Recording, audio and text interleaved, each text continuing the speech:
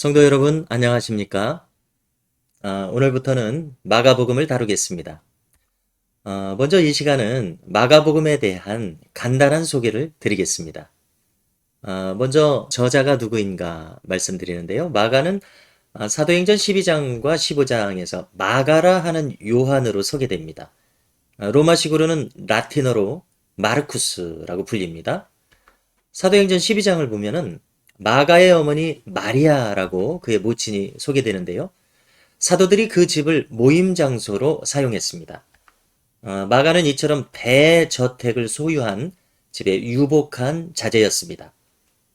그 집의 요종이 베드로의 음성을 기억하는 것을 보면 베드로가 이 집을 자주 방문한 듯합니다. 베드로는 베드로전서 5장 13절에서 마가를 내 아들 마가라 부르고 있고 그를 통역관과 수행자로 데리고 다녔습니다. 따라서 마가가 마가복음을 기록하는 데 있어서 가장 많은 정보를 바로 베드로에게서 받았다고 생각합니다. 참 흥미로운 것은요. 마가가 겟세마네에서 한 청년에 대해서 기록을 하는데요. 바로 자기 자신이라고 많은 사람이 생각합니다. 그는 몸에 이불을 두르고 있다가 예수님이 잡히자 이불을 버리고 벗은 몸으로 도망갑니다. 이것은 나중에 변화된 마가가 자신의 부끄러운 모습을 숨김없이 기록한 것으로 볼 수 있는 대목입니다. 또한 마가는 바나바의 사촌이기도 합니다. 바나바는 바울과 함께 예루살렘에서 안디옥으로 돌아갈 때 사도행전 12장 25절인데요. 그리고 1차 전도 여행을 떠날 때 사도행전 13장 5절 바로 마가를 데리고 갔습니다. 그런데 마가는 일찍 예루살렘으로 돌아가 버립니다. 사도행전 13장 13절. 그래서 바나바가 2차 전도 여행 때 마가를 데리고 가고자 했지만 바울이 이를 거절하고 두 사람 사이에 다툼이 일어나게 됩니다. 그 결과 바나바는 마가를 데리고 구브로로 가고 바울은 실라를 데리고 수리아와 길리기아로 갑니다. 사도행전 15장 36절 이하입니다. 자, 그런데 12년 후에 바울이 로마에 갇혔을 때 마가와 함께 있다고 이렇게 기록한 것으로 봐서 골로새서 4장 10절인데요. 나중에 두 사람이 화해한 것이 틀림없습니다. 우리는 이런 관계를 통해서 바울도 마가를 통해서 복음서의 정보들을 많이 알게 되었을 것으로 생각하게 됩니다. 자, 그러면 언제 기록되었는지 살펴보겠습니다. 많은 학자들이 사복음서 중에서 이 마가복음이 가장 먼저 쓰였다고 말합니다. 대략 가능한 시기는 주후 55년에서 65년 사이에 로마에서 쓰여졌다는 의견이 많습니다. 마가복음이 쓴 대상은 로마인들이라고 합니다. 그 이유는 유대인들이라야 주목할 만한 예수님의 족보나 유대적 관습들이 많이 나오지 않기 때문에 그렇습니다.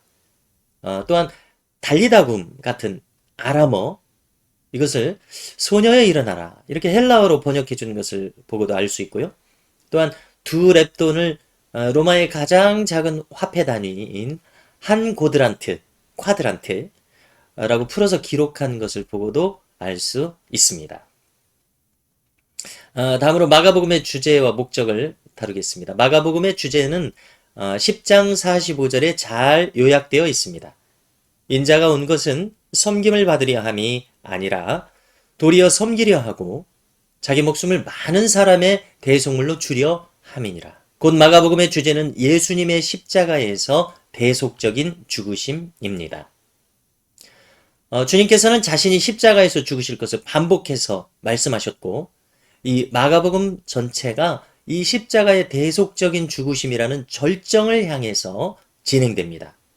또한 주님께서는 제자들에게도 자기를 부인하고 자기 십자가를 지고 나를 쫓으라는 제자도를 요구하시는 것을 마가복음에서 읽을 수 있습니다.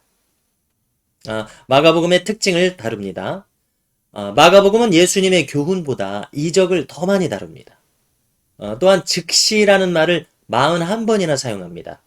이것은 마가복음이 내용을 대단히 빠르게 전개한다는 것을 알게 해줍니다. 더불어서 그리고라는 단어도 많이 기록하는데요. 따라서 독자는 이제 낭비할 시간이 없으니 지금 즉시 듣고 믿고 나를 따르라. 이런 느낌을 받게 됩니다. 이렇게 마가복음은 다른 복음서보다 내용이 짧고 단순하게 진행됩니다.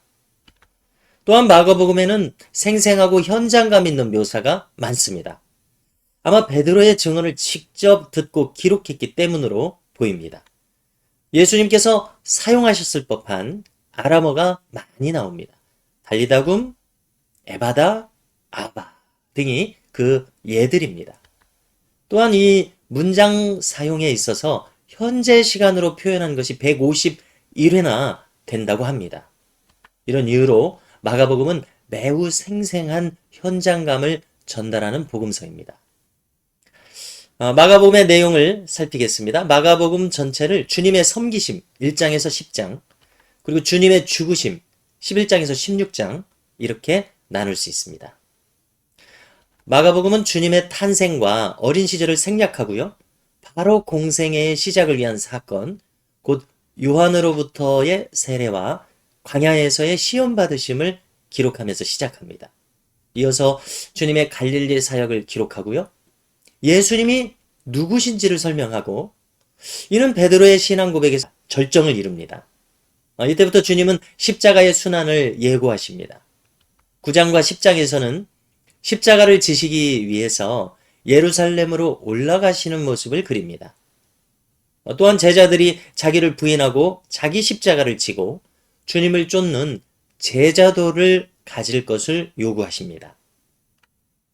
11장에서 13장은 유대 종교 지도자들과 충돌하시는 모습을 기록하고요. 마지막으로 14장에서 16장은 주님의 죽으심과 부활, 그리고 지상 명령을 다루어 줍니다. 여러분, 이상으로 마가복음의 개관을 간단하게 다루었습니다. 복음서 중에서 가장 먼저 기록되었다는 점만으로도 마가복음을 한번 공부해 보고자 하는 흥미가 생긴다고 생각합니다. 그러면 다음 시간에 이제 마가복음의 첫 장부터 살피겠습니다. 감사합니다.